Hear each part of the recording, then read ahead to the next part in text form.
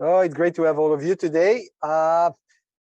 Today's subject is very, very powerful and one that relates really to the new beginning of this year of 2023.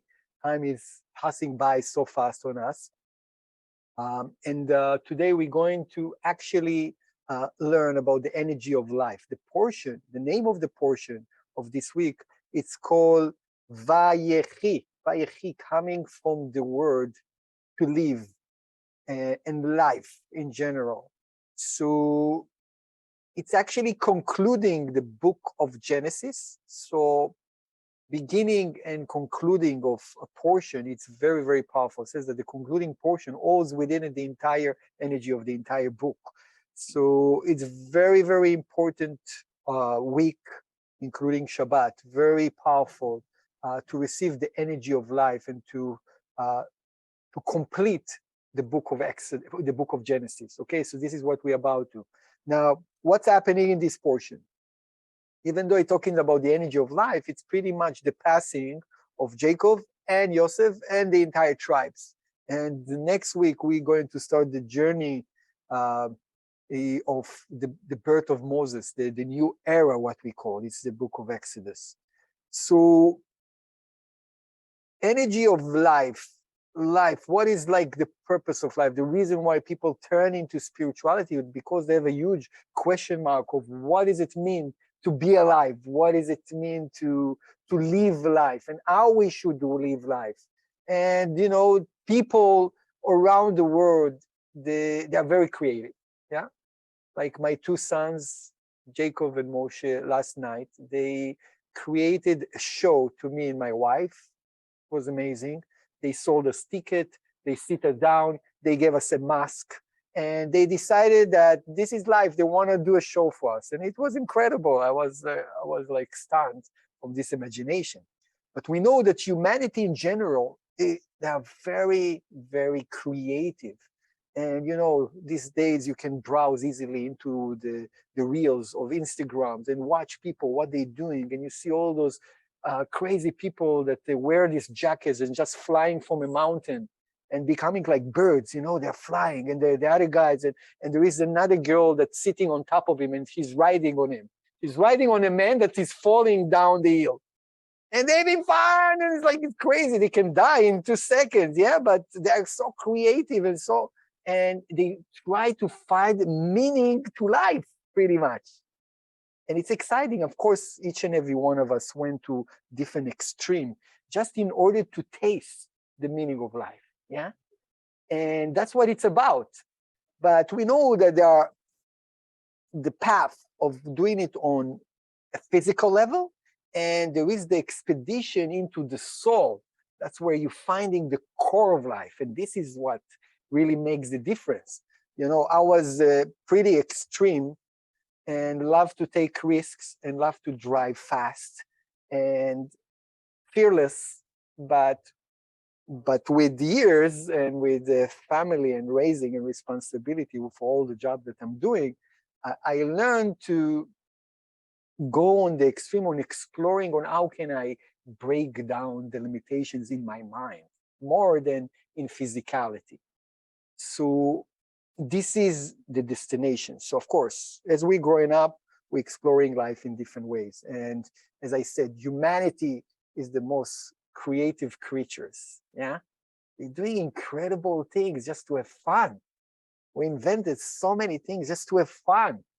But what is like the most fun? What is where you feel truly life? That's the question. Because a lot of our life and the pleasures of life coming from the desire to receive for oneself alone, isn't it? I want to receive a certain pleasure. I want to do something that relates to what I want to experience. That's the physical reality. But when we're growing a bit and we're learning, especially the secret that exists within the Kabbalah, we know that the condition to truly have the pleasure that the Creator prepared for us, beside all the nice pleasures that we all exploring over the years, the partying, the drugs, the alcohol, all of those. Beside those, there is the exploration of becoming co-creators, the innovation, the invention, the ability to do whatever the creator did with us. This is where it goes. So not by coincidence, the numerical number of life, chaim, it's also the numerical number of the word bina. So some of us that already been around within Kabbalah know that bina, it's a huge reservoir. It's the reservoir of all blessings. It's like we all want to go there. And in order to go there, we have to go to the transformation of the desire to receive for oneself alone to the desire to receive in order to influence or to come, because bina, it's the level that receive but immediately shares. Receive from the upper sphere. So we have from the upper sphere called chokhmah. Chokhmah, it's really eventually this is our destiny, where we want to be. But bina, so receiving chokhmah, but saying, immediately giving it away. Not, yeah, because the creator, it's very close to the creator because the creator has no desire to receive. So even though energy passes through bina, it's kind of a vessel to receive, but immediately give it away. So it's not by coincidence that the word life is bina. So how we can act like bina in our life, we can learn from those giants of Kabbalists, the way Jacob lived his life, the way Joseph lived his life. Jacob and Joseph had a very strong affinity between them. The relationship, even though they didn't spend too much time together, were separated, but they were so connected and so aligned, and had so much affinity. And what was this affinity? It's interesting. So in this portion, actually, Jacob is giving blessings to all his sons. Yeah. Now, each one will receive a specific blessing. Why not to take all of them, put them together, say, I bless you, my sons, have everything from everything, the entire goodness for you. Why he separate them? And each and every one of them, he makes sure to give them a specific blessing that relates to them. And that's the true essence of life, truly. That each and every one of us has specific blessings in his life that he must learn to find out and connect to. Most of the time, we are busy with other people's blessings, yeah? Especially with our social media. We go in there and see, oh, this guy is doing such an incredible speech. Oh, this guy has such an incredible experience. Oh, this guy is doing this great. I wake up in the morning and I'm seeing someone and immediately I'm aligning myself to want his blessings. But he says that it's never going to work. Michael Berg shared with us that in the Talmud it says that many people mimic Rav Shimon Bar Yochai. He's the best person, it's the best example to mimic. I mean, you take this giant, spiritual giant that was able to really have complete control over the physical reality, brought like the most amazing wisdom to the world, but can I really mimic someone like that? It's to copy. Yeah, it's kind of like, can I use him as an example for my life? Can I want to be like this, like him? So in one way, yes, but it can serve an example for me, an inspiration. But on the other hand, I need to find my uniqueness in how I achieve blessings. So it says that anyone that wanted to mimic Rabbi Shimon eventually end up without blessing. So we are not here to mimic, we're not here to copy anyone else or desiring anyone else's blessings. Life, the journey of life is how to find and how to ask and to beg that I want to receive the blessings that belongs to me, not that belongs to another person. That's the point. And if you look carefully in your life, you will see that many of our desires are related to blessings that belong to other people, the way they channel it. And it's a waste of time. It's a waste of time. Like you look at someone and say, I want to be successful like him. That's what it means. Or I can do what he can do. I can do it better. Sometimes I think, I can do it better than him. So there was a story about those uh, two very, very, pious people, and they were sitting together. One was wiser than the other, but he pretty much desired to be in the business world. Even though he was very learned and very wise, he wanted to be in the business world. And the other, which was a good friend of him, he was less learned, less wise, but he was very elevated soul. Yeah, very elevated soul. So they were sitting together one day, and suddenly the one that his name is Yohanan, that wasn't the wiser, the wasn't the more clever one. He was like the more important in his soul. He meant to be a great leader. So he's suddenly hearing something. He's hearing the angels, and the angel says, "You know what?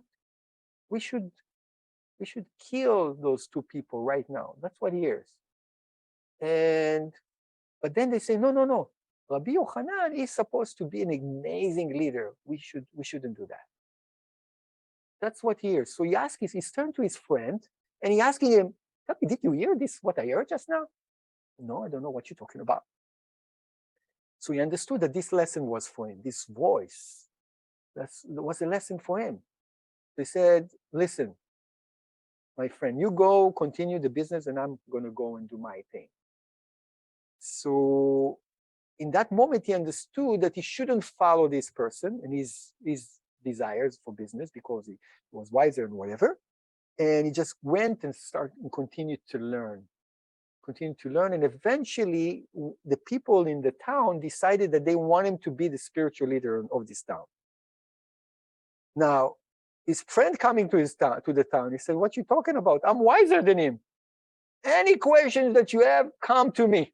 I will answer to you, and I promise you it's going to be better answer than what he gives you." Okay? And that's what they do. People come to him and ask the other guy question. Okay. So Yohanan, that was chosen as the leader, he came to him and said, each and every one of us has different journey. Even though you are smarter than me, for some reason, it's been decided in my merit, in your merit, that you're going to be in the business world and I'm going to be in leadership. So it means what belongs to me, what belongs to you, belongs to you. So angels are whispering all the time to us where we should be directed. What is angels? Could be an idea that's coming to me. It could be a voice. It could be a message that's coming from another person. It could come in many different ways.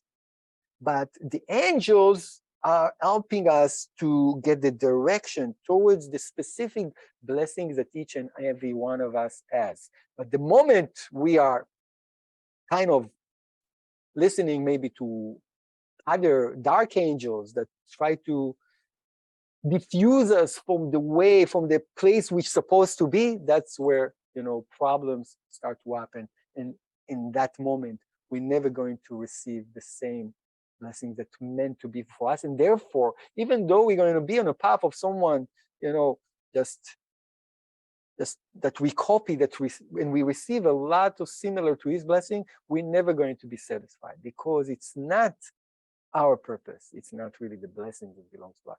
So this is really the key for this lesson tonight. So there is a very powerful say from the Kabbalists. They say, "Bederech she'adam rotze lilech molichim oto." It says, the way a person wants to go on, the path that a person wants to go on, he will be guided. So can you go and turn? It's there. Okay. So on a path that someone wants to go on, he will be guided and be supported. Okay? It's very tricky. It's very tricky. Why? Because you think that, if you are on the wrong path, maybe someone will come and warn you and tell you, no, no, no, this is won't allow you to do it. But since there is free will in this world, like if someone chooses the path of darkness, there are forces out there that are going to guide them how to get on that path and be successful on that path. Same goes for the path of holiness. So if someone decides to go and do an amazing thing, there are angel forces that will guide them and allow them really to connect on that path. So now, what the Kabbalists explain to us, that there is a challenge. What is the challenge? That since the sin of Adam, the creation, the beginning of creations, there are two angels and all their crew, but main angels. It's called Samech Mem Aleph Lamed and Lamed Yud Lamed Yud. We don't even pronounce their name because we activating their power the moment we say the name. But they are the fathers of all negativity, negative angels. It says that from the moment we wake up in the morning, those two forces will come to challenge us. So, and the moment it says that one is the masculine, one is the feminine. So in order for us to go sideways, it means on the wrong track, we have to be challenged by those two, not just one, by the two, feminine and masculine. Okay. Both. Both are like from the negative side. Okay, it's like the Satan and his wife. Both are negative. Yeah. So both of those need to challenge us. Okay, and only when both of those are successful, they create unification, and then they actually create chaos. Okay, so it means that one of them is not really enough in order for us to fall. We need to have the two. It's the unification of the two. Okay, so this is how it works. Now, it's very interesting. I found a very, very powerful verse in the Zohar, which discuss about those two angels, that both of them were the servants. They were positive one time, and both of them were the servants of Adam and Eve in the Garden of Eden. Okay, have you heard about that? Yeah, exactly. So very interestingly, both of them were holy, and both of them were like positive ones, and they were very close to Adam and Eve. It was a merit really to serve Adam and Eve in the Garden of Eden, because they were perfected before the sin, everything. They were like light. So, but then, the Creator rules on the Garden of Eden, you shouldn't touch the tree of knowledge, good and bad. These rules were applied also to the angels. It says even before Adam and Eve fell, there were those two angels that went to the tree of knowledge, good and bad, and they were the ones who taste for it. They made the mistakes, and they got the decree of connecting to death. That's how death started to come to this world, through those two angels. Because of those mistakes of those two angels, death came. And that's the reason they call the angels of death. Now, both fell, and they understood that they're going to be distant from Adam and Eve. It means that they cannot serve them anymore. This means that a different angel going to assign to serve them in the Garden of Eden. So they decided that they're going to tempt Adam and Eve to bring them down to their level so they can serve them again. And that's how everything happened. Very interesting story, isn't it? For me, it was very light revealing. Now, what is the lesson in this? First, to understand that though the forces of the angel of death, those two angels, are always going to be temporary. It means that Adam and Eve is the forces of the light, but because those are the forces that fell first, they're always going to connect to finite. It means whatever they do, eventually they're going to disappear from the world. That's what we need to remember, because we have very strong fights against the dark forces inside of us. Yeah, whatever angels we created over the years. and we're fighting them constantly, and they challenge us, and they cause us to fall. But what we don't remember, that those forces are temporary. They're going to die eventually. Now, it means that they don't have overpower over us. It means that we can control them. And that's what Rabbi Shimon knew how to do very well, how to control those forces. So, but what the Kabbalists explained to us, that the numerical number, you see, I counted it, 131 for Samech Mem, 480 for Lamed Yud, Lamed Yud. It's equal to the word Torah. So, in the 10 luminous emanations, the Rav Ashlag explained, yes, the Creator created what we call the evil inclination, but he created also the spice really to overcome them. What is really the spice to overcome? Those two angels that are going to challenge us from the moment we wake up in the morning, and sometimes in our dreams too. It's the learning of the Torah. That's what will enable each and every one of us really as the spice, as the antidote for chaos. That's the Torah. And when Jacob blessed all his sons, he came to the son, his name is Issachar. Issachar, it's a very interesting code, and he blessed him in a certain way. And it's related to this slide. Let's read this from the Zohar. One sec. Okay, so he said, Issachar chamor garem rovץ בין המשפטיים, אמר רבי אלעזר, וכי יששכר חמור יקרא, אי בגין דהשתדל באורייתא, נקרא לסוס או אריה או נמר עמי חמור. אלא אמרו בגין דחמור נטיל מתולה, ולא בעיר במערה, כי שר בירא. ולה עד בא גסות הרוח, ולא חיש למשכב באתר, מתקן הופכי יששכר. דהשתלדותא באורייתא נטיל מתולה דאורייתא, ולה בעת בא בקודשא ברכו, ולה עד בא גסות הרוח כחמור. דלה חייש להיקרא דילה, אלא להיקרא דמראה רובץ בין המשפטיים, כי דמראה ועל הארץ תישן חץ הארץ תחיה בתורה אתה עמל. So, in the translation, anyone can translate for us in English from the crowd? Any brave volunteer? Yeah. Do you want me to read? Yes. Issachar is a strong donkey couching down between the sheepfolds. Is this what is meant? Yes. Rabbi Elazar said, why is Issachar called a donkey? If it is because he studied the Torah, he should be called a horse, a lion, or a leopard. Why a donkey? Because it is known that a donkey would bear any burden without kicking his master like other animals. It is not fastidious and would lie anywhere. Issachar, too, is occupied with the Torah, accepts the burden of the Torah, and does not kick the Holy One, blessed be he. He is not Okti, and like the donkey, does not care for his honor, but for the honor of his master. He is couching down between the sheepfolds. As we said, that one should lie on the ground, live a life of privation and labor for the Torah.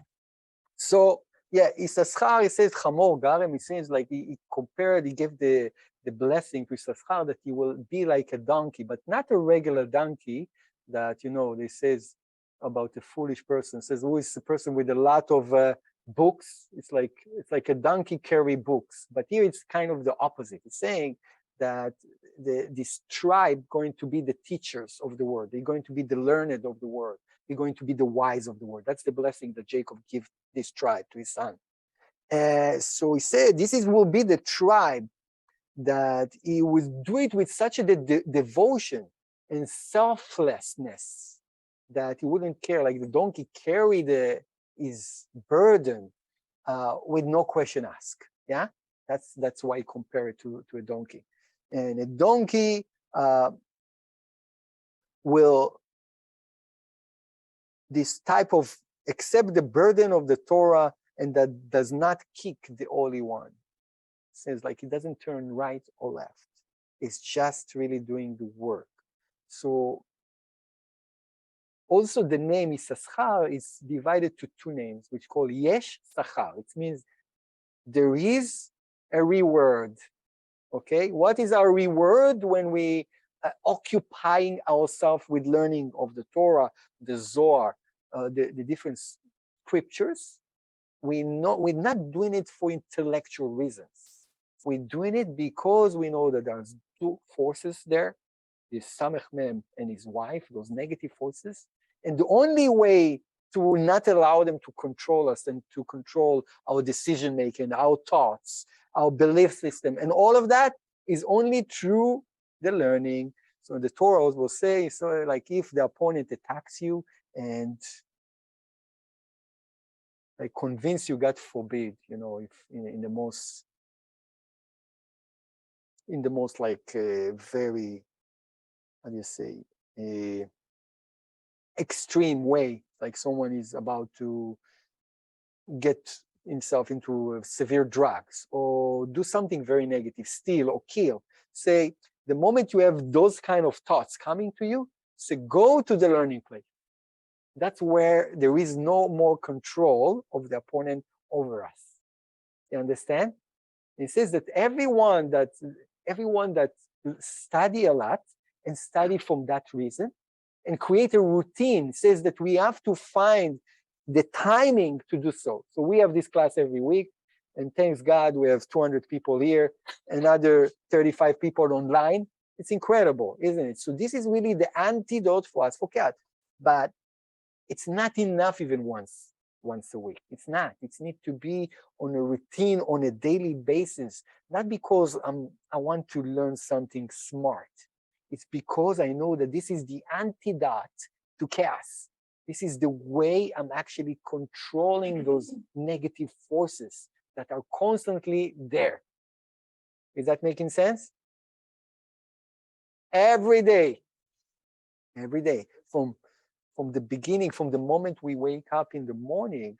So we want to make sure that we are already tapping into some kind of learning, some kind of meditation, some kind of a prayer, some kind of a connection to the 99% reality. This is what it is.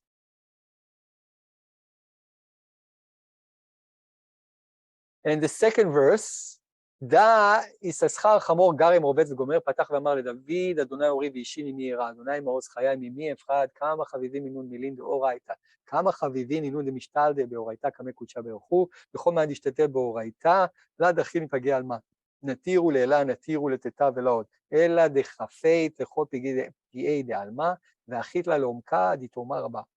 Sebastian? Yeah. Another explanation for Issachar is a strong donkey. He opened the discussion saying, to David, Hashem is my light and my salvation. Who shall I fear? Hashem is the stronghold of my life. Of whom shall I be afraid? How dear are the words of the Torah. How beloved those who study the Torah before the Holy One, blessed be He. He who studies the Torah need not to be afraid of the friends in the world, for he is protected above and protected below. Moreover, he subdues the demons in the world and pushes them down into the great abyss. This is really the power of whatever consciousness that we connect with today. So how we can increase in that, how we can increase in the energy of life, how we can really connect to our uniqueness. This is really the pathway to uniqueness. Says, if I'm basing myself, occupying myself in this enormous wisdom, the way I'm desiring to go on a path, that's the where those angels going to take me. So there is those negative forces that try to take me down constantly all the time. That's how they took down Adam and Eve. And that's how they designed to take each and every one of us down in many, many different ways. And there is the force of the Torah, which is the antidote that allow me the protection shield. The protection shield. This is really the path that each and every one of us want to direct for this upcoming year. What is life? Life is coming from the word chayut. Chayut, it means that it's meaning. It's all about meaning, having meaning. Chayut, it's coming from the word meaningful. Yeah? So it says that when we eat, it's very interesting. Without eating, we don't have energy. How much can we do without eating, isn't it?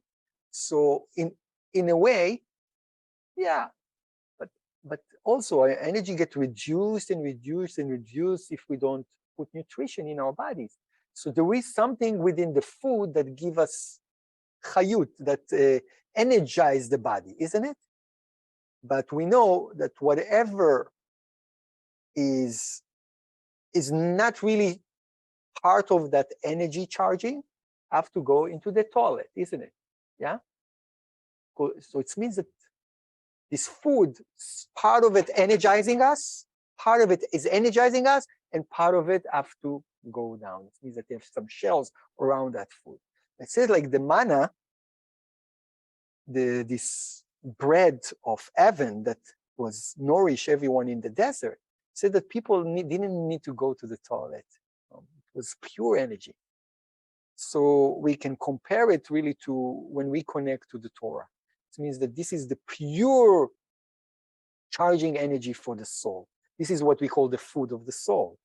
So there are no side effects. There are no remainance that comes with it. It's all pure energy. So do we have any questions that relates to what we spoke so far? Yes.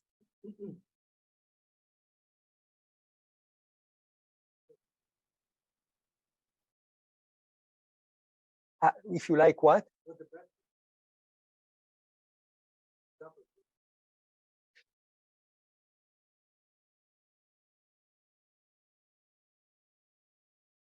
Of course, it happened. Even you know the force of temptation, the force of conviction that those angels have. They can convince you that where they're showing you to go as pleasure, and there is pleasure there, but the problem is temporary with a lot of side effects later on. So they convince you just to focus on that pleasure, momentarily pleasure.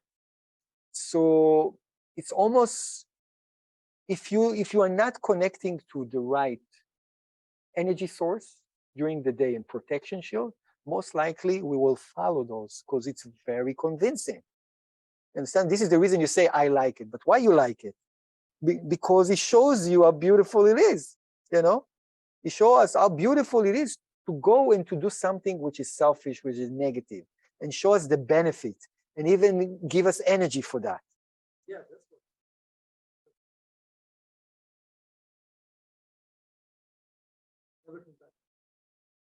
But then it's connecting you to the forces of death. It means that there is finite that is attached to it.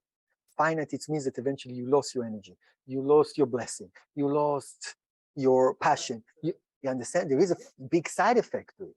So, like drugs, absolutely.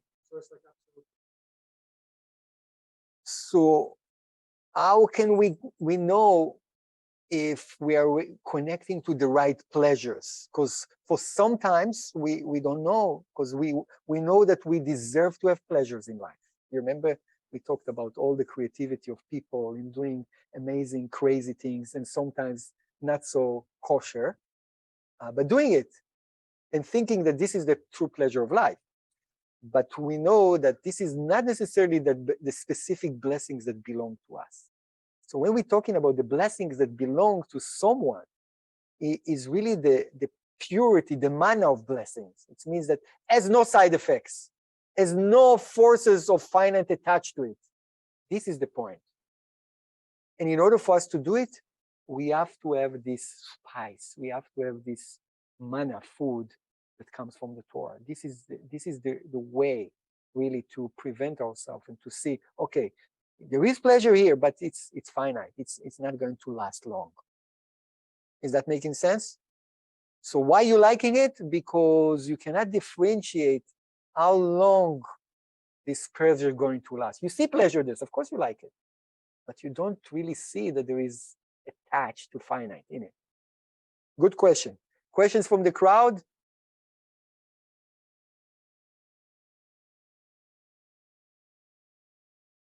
Please, some questions. Yes, question from here.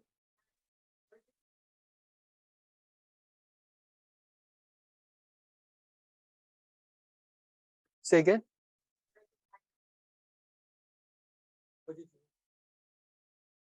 Yeah. Unfortunately, it's not in the English one.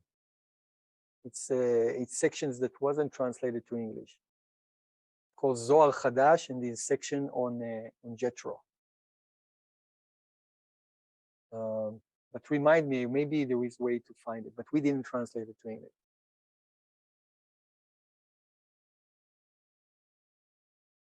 More questions, guys?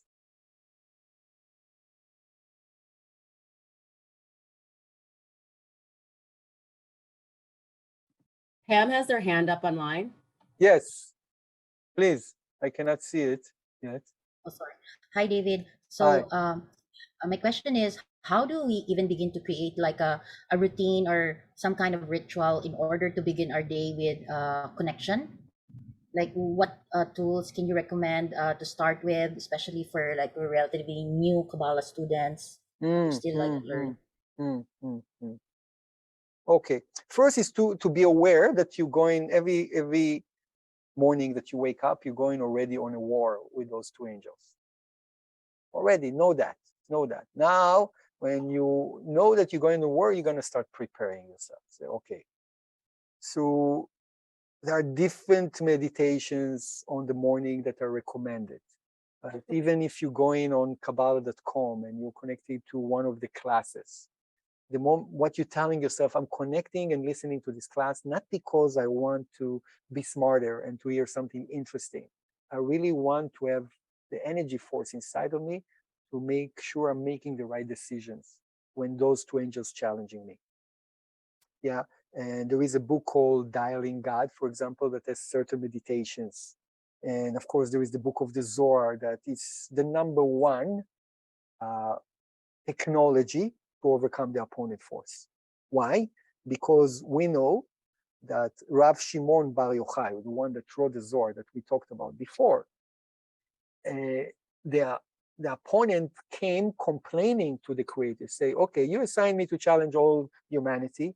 You gave me this job, because I fell, I know I was a bad angel, so you gave me this as a punishment to challenge all humanity and to test them and to make them fall. But this guy, I don't know what to do with him. He's actually chasing after me. So I cannot really leave and do what you requested me, creator, as long as this person is alive. That's what the opponent, those two angels came and complained to the creator, say, we cannot do the job while he's there. So then the creator say, okay, Rav Shimon Bar Yochai, come to me, come sit with me, forget about this world, let this world have its own process, you are done.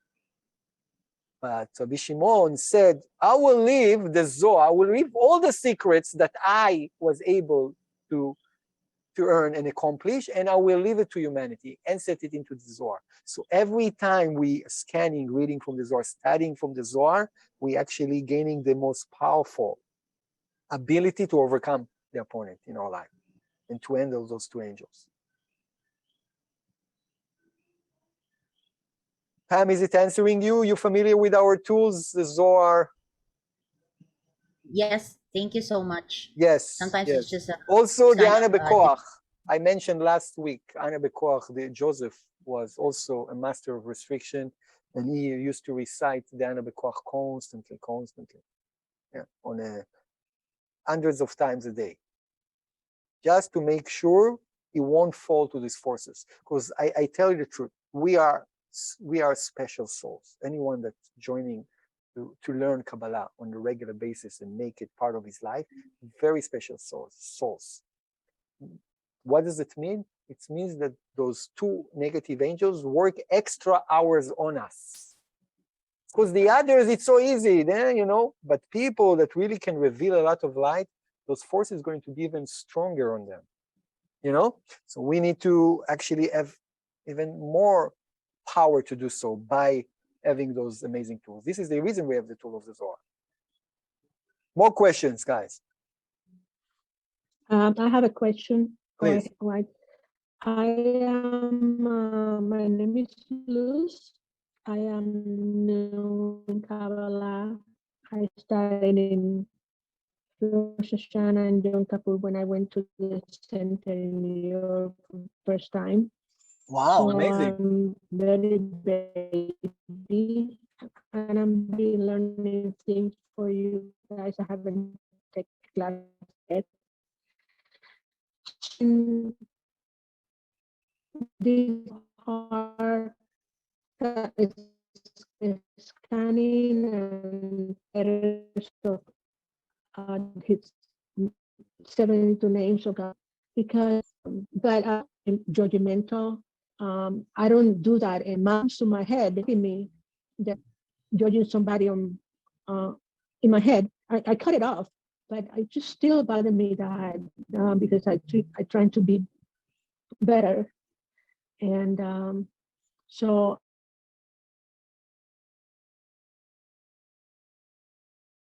Yeah, it's very hard to hear you well. You know, you are cutting off, unfortunately. You want maybe to write your question down?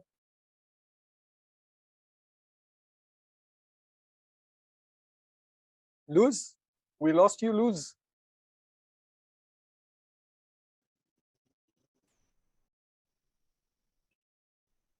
well, because I heard that when that you still, I know it's a piece of work. When those thoughts my head, um, I as soon as they come, but I heard also that when you think about it, it's still you make me that. I'm trying not. Is a thing that I do to internally that when thoughts like that come or judging or something to Luz, unfortunately, I cannot hear you well. So something in your connection is very slow. But please either write your question or you can contact me on WhatsApp tomorrow and I will be very happy to call you. I'm going to write my number here, okay? 647-564-4242. I wrote it in the chat. okay. I Yeah, don't want to bother you. no, Where no are you? worries. No, with pleasure, but it's very hard to understand what you're saying. Your connection is very slow. Sure. Anyone else? Thank you. Do you have a WhatsApp group for this class? Not yet, Okay. but you're welcome to send me a message and I will add you to my distribution list. Perfect. Thank you. What's your This is name? my I'm sorry. My name is Vi, Vi. Where are you from? Eau Claire, Wisconsin. Oh, nice. Beautiful. this is my first time, and I thank you for it. Okay, guys. So thank you very much. Remember the energy of life. We can be infused with the blessings that we supposed to have, that personally designed for us, for our unique soul in this world. So we don't have to go right or left and looking around and saying, oh, this person or these people have blessings that I wish that I have. That's connecting on a daily basis to what we meant to have in this world. And with the help, of course, of the antidote, which is the Torah, the learning of spirituality, the learning of Kabbalah will make sure that any noise that tried to divert me to go to places where not belonging to me. So have an amazing week. All the best to all of you. Happy New Year.